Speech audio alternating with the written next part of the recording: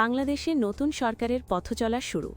প্রধানমন্ত্রী তারেক রহমানের নেতৃত্বে নতুন মন্ত্রিসভার সদস্য ও উপদেষ্টাদের নিয়ে প্রথম বৈঠক অনুষ্ঠিত হয়েছে বাংলাদেশ সচিবালয়ে। এই বৈঠকেই নির্ধারিত হয়েছে সরকারের প্রাথমিক ৩ অগ্রাধিকার। আজ বুধবার বিকেলে সচিবালয়ে প্রধানমন্ত্রী তারেক রহমানের সভাপতিত্বে অনুষ্ঠিত হয় এই গুরুত্বপূর্ণ বৈঠক। এতে নতুন মন্ত্রিসভার সব সদস্যের পাশাপাশি উপদেষ্টারাও উপস্থিত ছিলেন।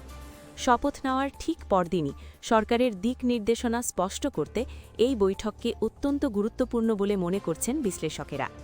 বৈঠকে সরকারের পক্ষ থেকে প্রাথমিকভাবে ৩টি অগ্রাধিকার নির্ধারণ করা হয়। প্রথমত, দ্রব্যমূল্য নিয়ন্ত্রণে রাখা ও সরবরাহ ব্যবস্থা স্বাভাবিক রাখা। দ্বিতীয়ত, সারা দেশে আইন শৃঙ্খলা পরিস্থিতির আরও উন্নতি।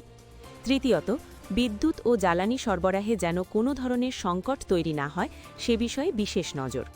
তথ্য ও সম্প্রচার মন্ত্রী জহির উদ্দিন স্বপন জানান, পবিত্র রমজান সামনে রেখে দ্রব্যমূল্য, আইন শৃঙ্খলা এবং বিশেষ করে তারাবিশ ও ইফতারের সময় বিদ্যুৎ পরিস্থিতি স্বাভাবিক রাখাকে সর্বোচ্চ গুরুত্ব দিচ্ছে সরকার।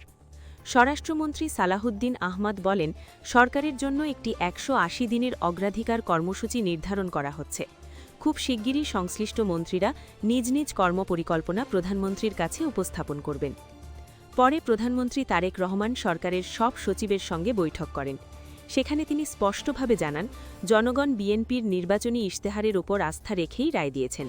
তাই সংবিধান ও আইন অনুযায়ী সেই ইশতেহারের প্রতিশ্রুতি বাস্তবায়নে সবাইকে পেশাদারত্ব ও আন্তরিকতার সঙ্গে কাজ করতে হবে।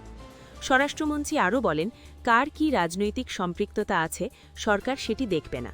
মেধা, দক্ষতা ও যোগ্যতার ভিত্তিতেই মূল্যায়ন করা হবে সবাইকে। এই বার্তাই দেওয়া হয়েছে প্রশাসনের সর্বোচ্চ পর্যায়ে। সব মিলিয়ে নতুন সরকারের প্রথম বৈঠকেই স্পষ্ট, জনজীবনের স্বস্তি ফেরানোই এখন সরকারের প্রধান লক্ষ্য। Subscribe now for daily news and updates.